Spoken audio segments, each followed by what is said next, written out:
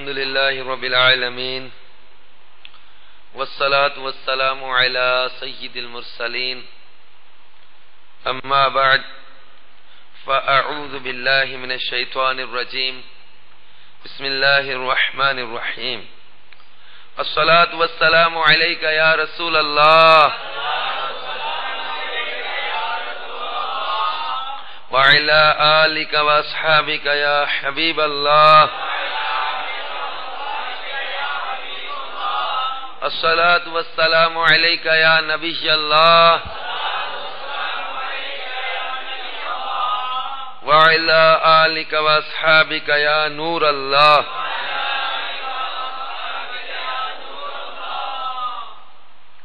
میٹھے میٹھے اسلامی بھائیوں اور مدنی چینل کے ناظرین، سرکار مدینہ صلی اللہ تعالی علیہ وآلہ وسلم کی بارگاہ میں درود و سلام کے نذرانے پیش کرنا زبردست سعادت اور برکتوں کا ذریعہ ہے۔ چنانچہ میرے شیخ طریقت امیر اہل سنت بانی دعوت اسلامی حضرت علامہ مولانا محمد الیاس عطار قادری رضوی دامت برکاتہم العالیہ اپنے بیان جوش ایمانی کے آغاز میں سعادت الدارین کے صفحہ 137 کے حوالے سے نقل فرماتے ہیں کہ سعادت الدارین میں ہے، حضرت سیدنا ابراہیم بن علی بن عطیہ رحمت اللہ تعالی علیہ فرماتے ہیں، میں نے خواب میں جناب رسالت مآب صلی اللہ تعالی علیہ وآلہ وسلم کا دیدار کیا تو عرض کی، یا رسول اللہ صلی اللہ علیہ وسلم، میں آپ کی شفاعت کا طلبگار ہوں۔ تو سرکار صلی اللہ تعالی علیہ وسلم نے فرمایا، اکثر من الصلاۃ علیہ، یعنی مجھ پر کثرت کے ساتھ درود پاک پڑھا کرو۔ تو پتہ چلا کثرت درود شفاعت مصطفیٰ صلی اللہ تعالی علیہ وسلم کا ذریعہ ہے۔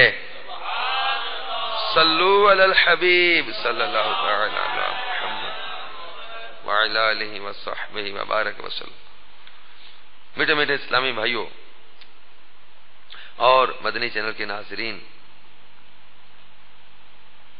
آج ایک بار پھر ہم مدنی چینل کے سلسلے میں حاضر ہیں۔ آج جس ہستی کے اسلام قبولیت کا واقعہ ہم یہاں پر ذکر کریں گے، میٹھے پیارے اسلامی بھائیوں، ان کو عشق رسول کا جب تذکرہ آتا ہے، جب نبی پاک صلی اللہ تعالی علیہ وسلم کے عشاق کا ذکر آتا ہے، نبی پاک صلی اللہ تعالی علیہ وسلم سے محبت کرنے والوں کا ذکر آتا ہے، یا اسلام کی راہ میں تکالیف برداشت کرنے والوں کا تذکرہ آتا ہے، تو ذہنوں میں جو چند نام آتے ہیں ان میں سر فہرست سیدنا بلال حبشی رضی اللہ تعالیٰ عنہ کا نام بھی آتا ہے۔ آئیے میٹھے میٹھے اسلامی بھائی اور مدنی چینل کے ناظرین، آج ہم یہ جاننے کی کوشش کرتے ہیں کہ حضرت بلال رضی اللہ تعالیٰ عنہ نے اسلام قبول کیوں کیا۔ حضرت بلال یہ حبشہ کے تھے، حبشی النسل تھے، غلام ابن غلام تھے۔ مکہ المکرمہ میں ایک تاجر جو تھا مکے کا، امیہ بن خلف، اس کے غلام تھے۔ تو مکہ المکرمہ میں رہتے ہوئے انہوں نے حضرت محمد مصطفیٰ صلی اللہ تعالی علیہ وسلم کو کئی بار دیکھا تھا، لیکن ان سے بات نہیں ہو سکی تھی۔ عکاس کے 20 روزہ سالانہ بڑے میلے کے بعد جب قافلے اپنے گھروں کو لوٹنے کے لیے مکہ سے نکلتے ہی اپنے گرد و غبار میں گم ہو جاتے تو مکہ سکڑ سا جاتا، گلیوں میں دوبارہ وہی جانے پہچانے چہرے نظر آنے لگتے۔ یہ سب چہرے حضرت بلال کے واقف نہیں تھے، لیکن سورج شناس وہ سب ہی کے تھے۔ ان میں بہت سے لوگ ایسے تھے جو غلام سمجھ کر حضرت بلال کی طرف دیکھنا بھی گوارا نہ کرتے تھے. کچھ لوگ پہچانتے بھی تھے لیکن ان کا ایک غلام کے ساتھ راہ و رسم اس کا تو سوال ہی پیدا نہ ہوتا تھا. لیکن محمد صلی اللہ تعالی علیہ وآلہ وسلم مختلف تھے.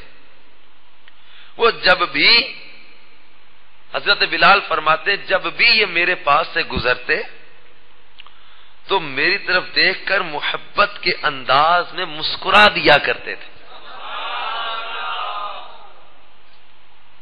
بس یہ سرکار صلی اللہ علیہ وسلم کی مسکراہٹ تھی، آپ کا تبسم تھا، آپ کی میٹھی نظر تھی، آپ کی محبت بری شفقت بری مسکراہٹ تھی.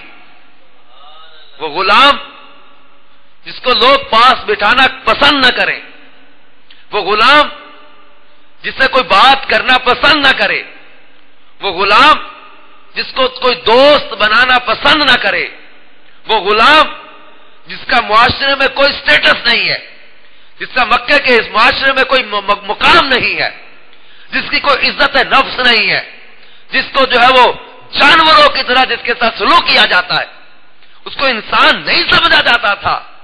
لیکن اس مکے کی پوری وادی میں ایک ہی ہستی تھی جو اس غلام کو دیکھ کر مسکراتی تھی.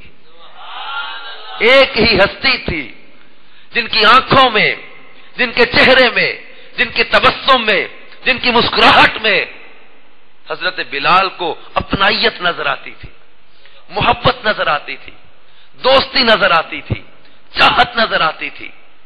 میٹھے میٹھے اسلامی بھائیوں اور مدنی چینل کے ناظرین، یہی وہ پیارے آقا صلی اللہ تعالی علیہ وسلم تھے جو اللہ کی وحدانیت کا ذکر فرماتے تھے. اور جب ایک دن حضرت بلال صحن کعبہ میں آئے تو یہاں پر چند غیر مسلم بیٹھے، ابو لہب، ابو سفیان، ابو جہل، یہ آپس میں گفتگو کر رہے تھے. اور ان کی گفتگو میں سرکار صلی اللہ علیہ وسلم کے بارے میں نفرت کا، اسلام کے بارے میں نفرت کا طنز کرتے ہوئے، کہکہے لگاتے ہوئے، سرکار صلی اللہ علیہ وسلم پر اعتراض کرتے ہوئے کہ دیکھو وہ ایک خدا کی باتیں کرتا ہے، دیکھو وہ جو ہے وہ لوگوں کو کہتا ہے کہ تم جھوٹے معبودوں کو چھوڑ کر ایک اللہ کی عبادت کرنے لگ جاؤ. اس طرح کی باتیں جب کر رہے تھے تو حضرت بلال کے سامنے سرکار صلی اللہ علیہ وسلم کی مسکراہٹ ہے، آپ کی اپنائیت ہے، آپ کا کردار آتا ہے. تو حضرت بلال رضی اللہ تعالی اپنے ہی آپس میں اپنے آپ سے کہتے ہیں کہ یہی وہ محمد صلی اللہ علیہ وسلم ہے جو ان جھوٹے معبودوں کی تکذیب کرتے اور کہتے ہیں کہ یہ تمہارے خدا نہیں ہے، اللہ تو ایک ہے جو زمین و آسمان کا مالک ہے، اس نے سب انسانوں کو پیدا کیا اور وہی انہیں مار کر دوبارہ زندہ کرے گا. اور جب سرکار صلی اللہ علیہ وسلم آئے تو ان غیر مسلموں نے پیارے آقا صلی اللہ علیہ وسلم پر طنز کیے، آپ پر پھپتیاں کسی، کسی نے کاہن کہا، کسی نے جادوگر کہا. حضرت بلال سب کی باتیں سن رہے ہیں، غور سے دیکھ رہے ہیں، اور پھر اپنے آپ سے کہنے لگے کہ محمد صلی اللہ علیہ وسلم کی مسکراہٹ ایک سچے انسان کی مسکراہٹ ہے. کہنے لگے کہ اگر محمد صلی اللہ علیہ وسلم کہتے ہیں کہ اللہ ایک ہے تو وہ سچ ہی کہتے ہیں، لیکن اللہ ایک ہی ہوگا. اگر یہ کہتے ہیں کہ وہ اللہ کے آخری رسول ہیں تو واقعی وہ اللہ کے آخری رسول ہوں گے. اگر محمد صلی اللہ علیہ وسلم کہتے ہیں کہ وہ فرشتے سے ہم کلام ہوئے ہیں تو ضرور ہوئے ہوں گے. یہ کافر یہ اعتراض کر رہے تھے کہ دیکھو یہ کہتے ہیں کہ میں فرشتوں سے کلام کرتا ہوں، یہ کہتے ہیں میں اللہ کا رسول ہوں، یہ تو ہماری طرح کے بشر ہیں، یہ کہتے ہیں کہ اللہ ایک ہے. تو حضرت بلال کا دل گواہی دے رہا ہے کہ اگر یہ کہتے ہیں اللہ ایک ہے تو یہ چہرہ چونکہ جھوٹا چہرہ نہیں ہے، یہ اگر کہتے ہیں کہ یہ اللہ کے آخری رسول ہیں تو واقعی اللہ کے رسول ہیں. اگر یہ کہتے ہیں کہ میں فرشتے سے ہم کلام ہوا ہوں تو ضرور ہوتے ہیں. اب میٹھے پیارے اسلامی بھائیوں، پیارے آقا صلی اللہ تعالی علیہ وسلم کے رخ انور کو دیکھ کر، آپ کی میٹھی مسکراہٹ کو دیکھ کر حضرت بلال رضی اللہ تعالی عنہ نے اسلام کے ابتدائی ایام میں اسلام قبول کر لیا تھا. اب میرے میٹھے اور پیارے اسلامی بھائیوں، جس کی تسکین سے روتے ہوئے ہنس پڑے، اس تبسم کی عادت پہ لاکھوں سلام. حضرت بلال رضی اللہ تعالیٰ نے اسلام قبول کیوں کیا؟ پیارے آقا صلی اللہ تعالی وسلم کے حسن و جمال کو دیکھ کر، آپ کے کردار کو دیکھ کر، آپ کے حسن اخلاق کو دیکھ کر. یہ کفار آپ پر اعتراضات کرتے ہیں، طنز کرتے ہیں، گالیاں دیتے ہیں، لیکن سرکار صلی اللہ علیہ وسلم کسی کے ساتھ بد کلامی نہیں کرتے، کسی سے بد اخلاقی نہیں کرتے. گالیاں دینے والوں کو بھی جو ہے وہ سرکار صلی اللہ علیہ وسلم سخت جواب نہیں دیتے. آپ کا حسن اخلاق، آپ کا کردار، اور حضرت بلال کی طرف وہ میٹھی مسکراہٹ. میٹھے میٹھے اسلامی بھائیوں اور مدنی چینل کے ناظرین، یہ میٹھے آقا مدینے والے مصطفیٰ صلی اللہ تعالی علیہ وآلہ وسلم کی مسکراہٹ کا کیا کہنا. حضرت عبداللہ ابن عباس رضی اللہ تعالیٰ عنہ سے مروی ہے کہ سرکار مدینہ صلی اللہ تعالی علیہ وسلم کے سامنے کے دندان مبارک کشادہ تھے. جب آپ کلام فرماتے تو آپ کے دانتوں سے نور نکلتا تھا. اور خصائص کبریٰ میں حضرت ابو ہریرہ سے مروی روایت ہے کہ سرکار مدینہ صلی اللہ تعالی علیہ وسلم جب مسکراتے تو دانتوں سے نور کی شعائیں نکلتی جن سے دیواریں روشن ہو جاتی تھیں. میٹھے میٹھے اسلامی بھائیوں اور مدنی چینل کے ناظرین، حضرت عبداللہ بن حارث فرماتے ہیں کہ رسول اللہ صلی اللہ تعالی علیہ وسلم کا ہنسنا سوائے تبسم کے نہ تھا. یعنی اکثر اوقات تبسم اور مسکرانا ہی ہوتا تھا، اور کبھی کبھی ایسے حالات و واقعات بھی پیش آئے کہ آپ اس قدر مسکرائے کہ دندان مبارک ظاہر ہو جاتے. وہ میٹھے میٹھے اسلامی بھائیوں اور مدنی چینل کے ناظرین، تو سرکار صلی اللہ علیہ وسلم کی طبیعت میں اس قدر نفاست اور اس قدر جو ہے وہ کامل ہیں آپ کہ آپ صحابہ کرام علیہم رضوان سے خوش طبعی اور مزاح بھی فرما لیتے. مگر یہ خوش طبعی اور مزاح ایسا نہ ہوتا تھا جو آپ کی شان اور وقار کے خلاف ہوتا. اگر آپ ایسا نہ کرتے، یعنی آپ ان کے ساتھ اس طرح خوش طبعی نہ فرماتے، تو علماء فرماتے کہ آپ کا رعب اور ہیبت و وقار جو بہت ہی زیادہ تھا، صحابہ کرام کے لیے انتفاع کی راہیں مسدود کر دیتا. آپ نے اس کا اہتمام اس لیے فرمایا کہ آپس میں خوشگوار تعلقات پیدا ہو. یعنی مسکراہٹ، تبسم، یہ مومن کا وقار ہے. کہ منافق کو یہ جو ہے نا وہ مومنانہ تبسم نصیب نہیں ہوتا. یہ اسلام کے حسن میں سے ہے، یہ چہرے کا تبسم.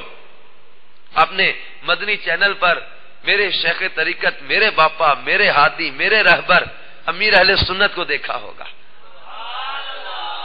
کہ ملاقات میں ساری رات لوگوں کے مسائل بھی سن رہے ہیں، ملاقات بھی فرما رہے ہیں، لیکن رات گزرتی چلی جا رہی ہے، امیر اہل سنت کی مسکراہٹ اور تبسم میں کمی نہیں نظر آتی. جوان بھی مل رہے ہیں، بوڑھے بھی مل رہے ہیں، امیر علیہ سنت کو مسائل بھی بتا رہے ہیں. ان امیر علیہ سنت کے چہرے کا تبسم آپ دیکھیں، آپ کو میٹھے آقا مدینے والے مصطفیٰ صلی اللہ تعالی علیہ وسلم کی تبسم کی یہ سنت آپ کو نظر آئے گی. میٹھے میٹھے اسلامی بھائیوں اور مدنی چینل کے ناظرین، اسی طرح پیارے آقا مدینے والے مصطفیٰ صلی اللہ تعالی علیہ وآلہ وسلم کہ تبسم کا ذکر کرتے ہوئے یہ بیان کیا گیا ہے کہ آپ جب خوش ہوتے تو آپ کا چہرہ آئینے کی مثل ہو جاتا، اس میں اشیاء کا عکس نظر آتا تھا اور دیواریں آپ کے چہرہ میں نظر آ جاتی تھی. کیوں نہ حضرت بلال رضی اللہ تعالی اور اس تبسم پر، اس مسکراہٹ پر، اس حسین و جمیل چہرے پر قربان کیوں نہ ہو جاتے کہ حضرت ابو قرصافہ رضی اللہ تعالی فرماتے ہیں کہ جب میں اور میری والدہ اور میری خالہ حضور صلی اللہ علیہ وسلم کی بیعت کر کے واپس آئے تو میری والدہ اور میری خالہ نے کہا ہم نے اس شخص کی مثل خوبصورت چہرے والا، پاکیزہ لباس والا، نرم اور میٹھے کلام والا کوئی نہیں دیکھا، اور ہم نے دیکھا کہ گفتگو کے وقت اس کے منہ سے نور نکلتا ہے۔ تو میٹھے میٹھے اسلامی بھائیوں اور مدنی چینل کے ناظرین، یہ رخ مصطفیٰ صلی اللہ تعالی علیہ وسلم کی تجلیاں تھیں، یہ مصطفیٰ جان رحمت صلی اللہ علیہ وسلم کی تبسم کی برکات تھی کہ یہ غلام ابن غلام، یہ مکے کا وہ غلام کہ جس کے ساتھ ہر ایک ظلم کا برتاؤ کرتا ہے، لیکن یہ بلال رضی اللہ تعالیٰ عنہ ایسے کامل مومن بنے کہ بڑے بڑے ان پر ظلم کے پہاڑ توڑے گئے، لیکن حضرت بلال رضی اللہ تعالیٰ کو اسلام سے منحرف نہ کیا جا سکا۔ ہوا کیا؟ حضرت بلال رضی اللہ تعالیٰ چونکہ مسلمان ہو گئے، لیکن وہ دور ایسا دور تھا کہ اسلام کا اظہار جو کر دیتا اس کو مکے کے لوگ مارنے لگ جاتے تھے۔ اسی طرح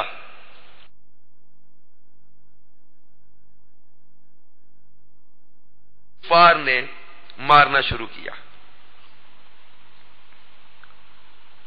حضرت بلال رضی اللہ تعالیٰ نے غلاموں کے مخصوص انداز میں دیوار سے ٹیک لگائے کھڑے تھے کہ ان لوگوں نے لا کر حضرت عمار ابن یاسر کو دھکے دیے، زمین پر گرایا اور مارنے لگے۔ پوچھا عمار کیا کہتے ہو؟ انہوں نے کہا کہ محمد صلی اللہ علیہ وسلم ہمیں سکھاتے ہیں کہ صرف ایک اللہ کی عبادت کرو۔ امیہ بن خلف اپنا ریشمی لباس لہراتا ہوا عمار بن یاسر کے قریب پہنچا، کہنے لگا یہ سیاہ فام بلال جسے میں نے اپنے پیسے سے خریدا ہے، کیا یہ میرے برابر ہے؟ حضرت عمار بن یاسر نے کہا نا کہ سرکار صلی اللہ علیہ وسلم نے ہمیں یہ بتایا ہے کہ ہم غریبوں اور کمزوروں کو اور کسی کو بھی حقیر نہ جانے۔ تو امیہ بن خلف نے کیا کہا کہ کیا یہ غلام جو ہے یہ میرے برابر ہے؟ تو یہ طنز کیا اس نے۔ اب امیہ بن خلف اپنا ہاتھ ایک پیالے کسی شکل میں حضرت عمار بن یاسر کے پاس لے گیا۔ محمد صلی اللہ علیہ وسلم کہتے ہیں کہ اللہ کے نزدیک تمام انسان برابر ہیں، کہا وہ کسی نسل کسی رنگ کے ہوں۔ محفل پر سناٹا چھا گیا۔ پھر حضرت بلال کے آقا امیہ بن خلف کی آواز ابھری، بلال۔ حضرت بلال کو کچھ خبر نہ تھی کہ اس بار ان کا نام کس لیے پکارا جا رہا ہے، بس اللہ ہی جانتا ہے جو جانتا ہے کہ اگلے لمحے کیا ہونے والا ہے۔ حضرت بلال پلک جھپکنے میں حکم کی تعمیل کے لیے حاضر ہو گئے۔ امیہ بن خلف نے کہا بلال اسے بتاؤ کہ تم میں اور ایک رئیس مکہ میں کیا فرق ہے، یہ لو اور مار مار کر اس کا چہرہ لہو لہان کر دو، مسخ کر دو تاکہ اسے اس کی سرکشی کی سزا مل جائے اور یہ لوگوں کے لیے عبرت کا نشان بن جائے۔ یہ کہہ کر امیہ بن خلف نے کوڑا حضرت بلال کے ہاتھ میں تھما دیا۔ کیسا واضح حکم تھا، کتنا مختصر اور جامع۔ کہا بلال اس کا منہ توڑ دو، لہو لہان کر دو، اس کو مارو۔ حضرت عمار بن یاسر زمین پر اوندے منہ پڑے تھے، اپنا سر اٹھایا، چہرہ حضرت بلال کے سامنے پیش کر دیا، کہا بلال مار۔ امیہ بن خلف کی آنکھیں غصے سے باہر کو ابلی آ رہی تھی۔ ابو سفیان نے نظریں دوسری طرف پھیر لی۔ عمار بن یاسر حضرت بلال کی آنکھوں کے سامنے تھے۔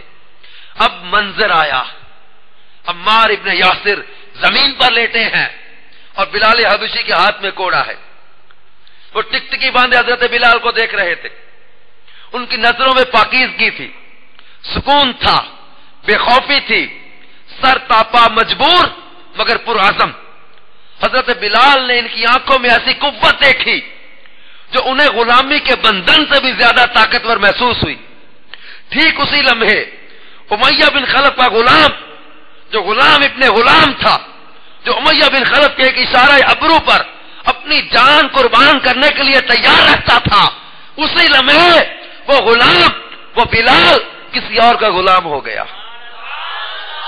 حضرت عمار ابن یاسر کو کافروں کے، غیر مسلموں کے ظلم و ستم میں، اس مار میں، کوڑوں کی بارش میں، حضرت عمار ابن یاسر کے استقلال، جوش ایمانی، ان کے سکون، ان کی آنکھوں میں وہ قوت، وہ عشق رسول، یہ چیزیں حضرت بلال پر اثر کر گئی۔ اور یہ دیکھا اگلے لمحے حضرت بلال کے ہاتھ سے کوڑا گر گیا۔ کوڑا گرا، سب حیرت کے ساتھ دیکھ رہے ہیں، یہ غلام باغی ہو گیا۔ حیرت کے ساتھ لوگ ان کی طرف دیکھنے لگے۔ حضرت عمار ابن یاسر نے گھسٹتے حضرت بلال کا ہاتھ پکڑا، کوڑا پکڑانے کی کوشش کی، پھر وہ کوڑا حضرت بلال کے ہاتھ میں دیا اور کہا، بلال جو یہ کہتے تم کرو، ان کی حکومت دولی نہ کرو ورنہ یہ تمہیں مار ڈالیں گے۔ حضرت بلال کا ہاتھ بلند نہ ہوا، انہوں نے کوڑا زمین پر پھینکا، گویا یوں محسوس ہوا حضرت بلال کہتے ہیں کہ میں نور میں نہا گیا۔ یہ دیکھ کر ابو سفیان نے امیہ بن خلف کو اشارہ کیا، امیہ کا چہرہ غصے سے لال، وہ خاموش، اور وہ غصے کے ساتھ دیکھ رہا تھا کہ یہ میرا غلام بلال بھی باقی ہو سکتا ہے،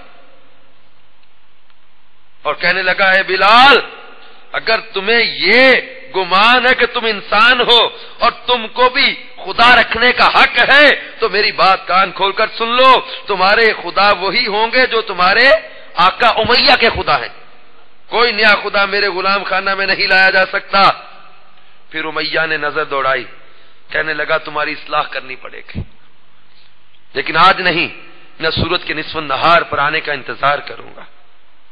اب میرے پیچھے اور پیارے اسلامی بھائیوں، حضرت بلال رضی اللہ تعالیٰ کا شمار ان 7 اسلام لانے والوں میں ہوتا ہے جو سب سے پہلے اللہ کے رسول صلی اللہ علیہ وسلم پر ایمان لائے۔ اب یہ میرے پیارے میٹھے اسلامی بھائیوں ہوا کیا؟ اسلام کیوں قبول کیا؟ اسلام کیسے پھیلا؟ ان دونوں واقعات میں ہمارے سامنے واضح ہو رہا ہے کہ حضرت بلال رضی اللہ تعالی عنہ نے اسلام قبول کیوں کیا، اسلام پر قائم کیوں رہے، اور حضرت بلال کا واقعہ پکار کر دنیا کو بتا رہا ہے۔ حضرت بلال کا تپتی ریت پر احد کی صدائیں بلند کرنا، تپتی ریت پر سینے پر وزنی پتھر رکھے جانے کے باوجود احد کی صدائیں بلند کرنا، اللہ وحدہ لا شریک کی وحدانیت کا اعلان کرنا۔ امیہ مار کے تھک جاتا، مکے کے بچوں کو حضرت بلال کے گلے میں رسی ڈال کے دے دیتا کہ گھسی تو جسم چھلنی کر دیا جاتا، جسم لہو لہان کر دیا جاتا، زخموں میں پیپ بھر گئی، جلتے انگاروں میں لٹایا گیا۔ کس لیے؟ کہ تم نے اسلام قبول کیوں کیا ہے؟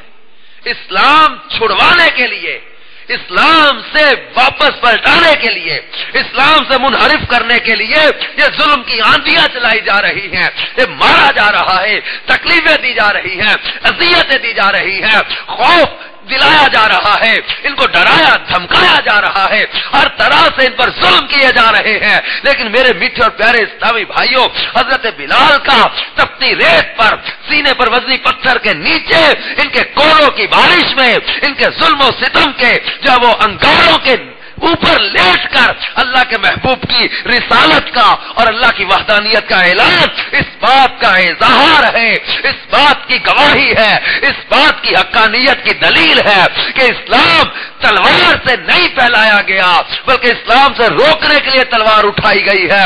اسلام پھیلا ہے محبت رسول سے، اسلام پھیلا ہے مصطفیٰ جان رحمت کے اخلاق سے، کردار سے، آپ کی حسن اخلاق سے، آپ کی محبت سے، آپ کی مٹھاس سے۔ اسلام اپنی حقانیت سے لوگوں کے دلوں میں اترا ہے، اسلام کی نورانیت ہے۔ یہ کون سی وہ اسپرچل پاور تھی جو حضرت بلال کو جو ہے اس قدر ظلم کے باوجود، اس قدر تکلیفوں کے باوجود اسلام سے ایک لمحے کے لیے بھی واپس نہ پلٹا سکی. ایک لمحے کے لیے بھی مسلمان جو اسلام قبول کرتے جا رہے ہیں، حضرت عمار ابن یاسر ہو، حضرت یاسر ہو، حضرت سمیہ ہو، حضرت خباب ہو، حضرت خبیب ہو، حضرت بلال ہو، جتنے بھی مسلمانوں پر ظلم کیے گئے، آپ اندازہ کریں کہ آخر وہ کون سی ایسی اسپرچل پاور تھی، وہ کون سی ایسی تسکین قلبی تھی جو ان کو اسلام سے پلٹا نہ سکی. انہوں نے تکلیفیں تو برداشت کی، اپنی جانیں تو دے دی. اور حضرت بلال بھی کہتے تھے امیہ یہ جسم تیرے قبضے میں ہے، یہ دل تیرے قبضے میں نہیں ہے.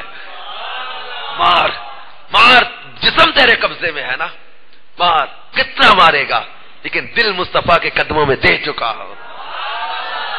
کس قدر ان کے دل میں اسلام کی نورانیت تھی. اور میٹھے پیارے اسلامی بھائی،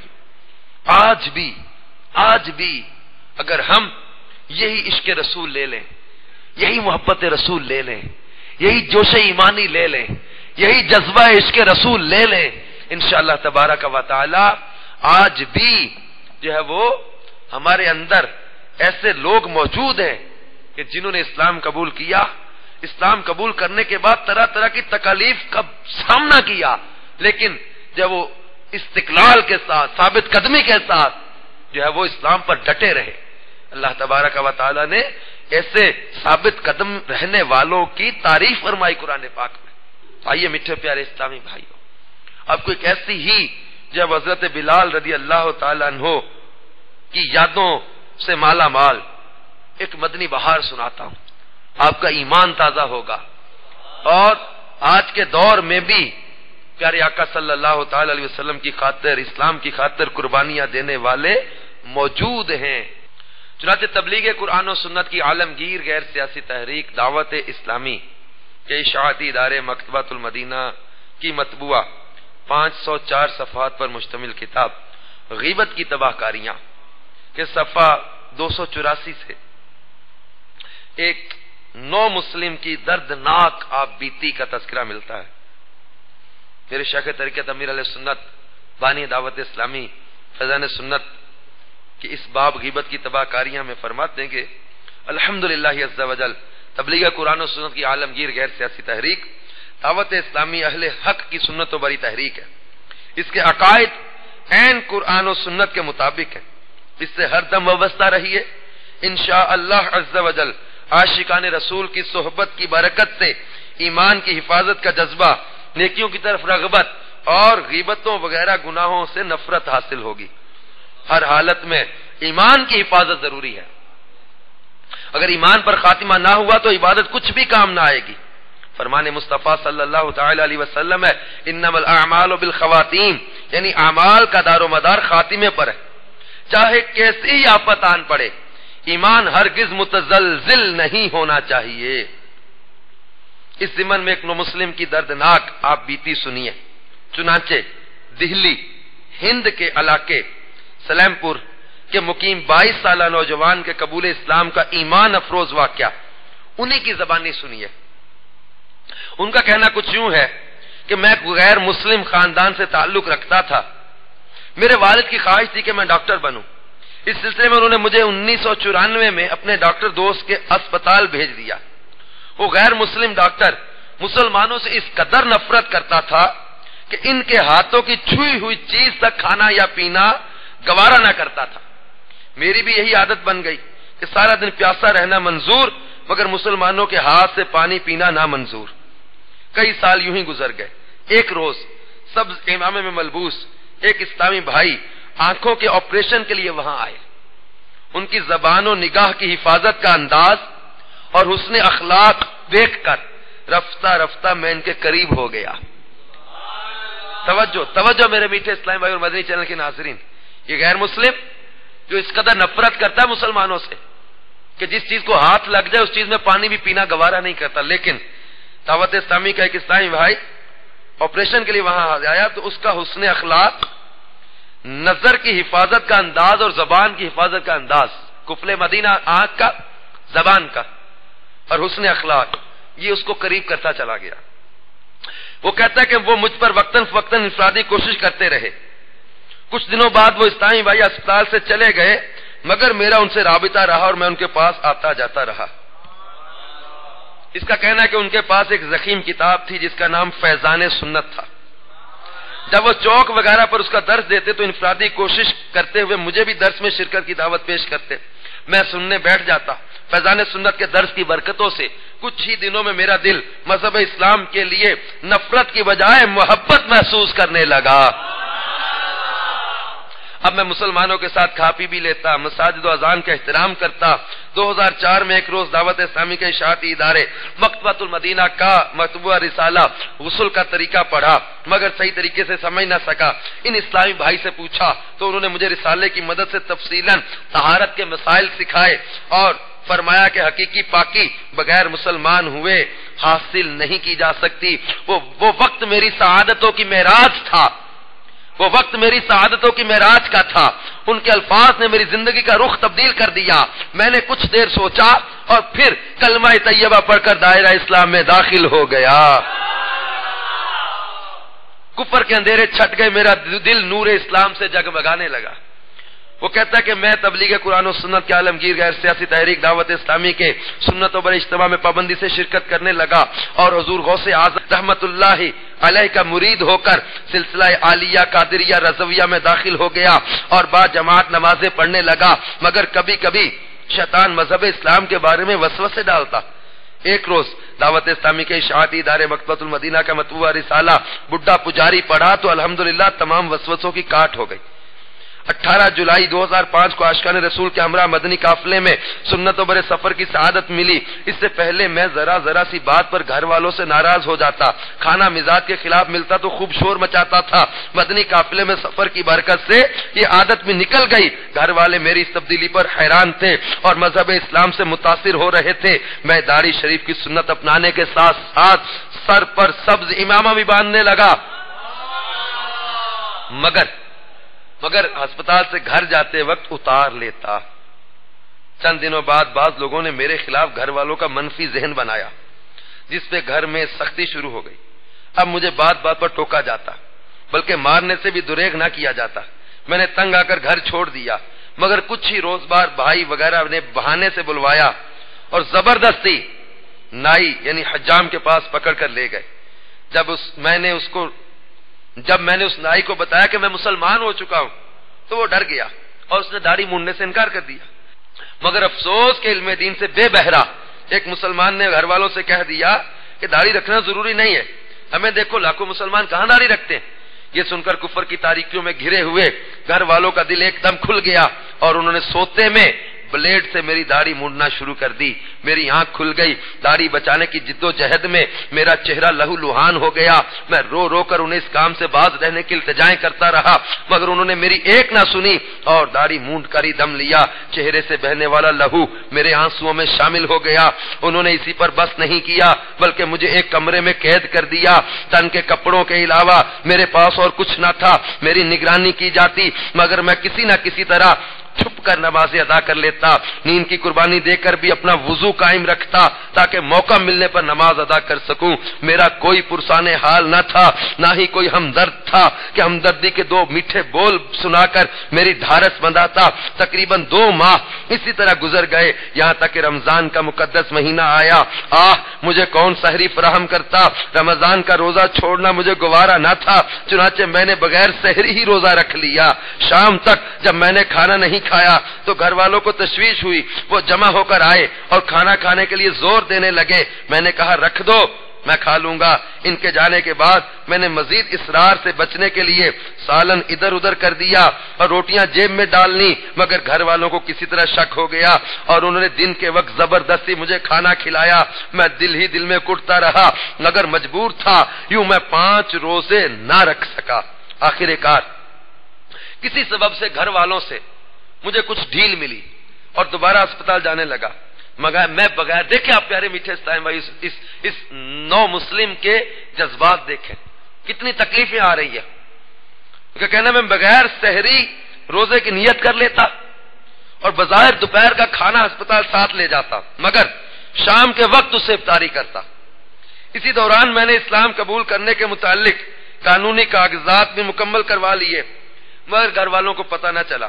میں گھر والوں سے چھپ کر جس مسجد میں نماز ادا کرنے جاتا تھا وہاں کی انتظامیہ نے مجھے خوف زدہ کر دیا اور خوف زدہ ہو کر مجھے منع کر دیا کہ آپ یہاں نہ آیا کریں، کہیں فساد نہ ہو جائے۔ میرا دل تو بہت دکھا، میں مسلمان ہوتے ہوئے بھی حالات کی ستم ذریعہ کی وجہ سے مسجد میں داخلے سے روک دیا گیا ہوں، مگر بے بس و لاچار تھا، کیا کرتا۔ پریشانیوں کے تسلسل میں میرے اعصاب شل کر دیے تھے، مجھے کوئی ایسا ہمدرد و غمگسار نہیں ملتا تھا کہ جس کے کندھے پر سر رکھ کر چند اشک بھی بہا سکوں۔ دل برداشتہ ہو گیا، شاید دوبارہ کفر کے اندھیروں میں کھو جاتا، مگر رب الاکرم کا کرم شامل حال رہا۔ میں نے دعوت اسلامی کے مدنی ماحول میں عاشقان رسول کی زبانی محبوب رب ذوالجلال اور حضرت سیدنا بلال پر ہونے والے مظالم کی داستانیں سن رکھی تھی۔ ان مظالم کے سامنے میری تکالیف کچھ بھی نہیں تھی۔ اپنے مکی مدنی آقا صلی اللہ تعالی وسلم کی آزمائشوں اور ان پر کیے جانے والے بے مثال صبر کو یاد کر کے میرا ایمان اور مضبوط ہو جاتا۔ چھپ کر دعوت اسلامی کے اجتماع میں جا پہنچا، گھر والے دم آدم کے مجھے اٹھا کر لے گئے، مجھے مارا، نیم بے ہوش ہو گیا۔ اور میٹھے میٹھے اسلامی بھائی اور مدنی چینل کے ناظرین، بالآخر یہ کہتے کہ ایمان کی حفاظت کی خاطر 21 مارچ 2007 کو اپنی مرضی سے میں نے ہجرت کی اور اپنا گھر چھوڑ دیا۔ اور میٹھے پیارے اسلامی بھائیوں، آخر یہ وقت بھی آیا کہ میں دعوت اسلامی کے قافلوں میں سفر کرتا رہا اور مجھے ہند کے جھانسی نامی شہر میں فجر کی جماعت میں امامت کی سعادت مل گئی۔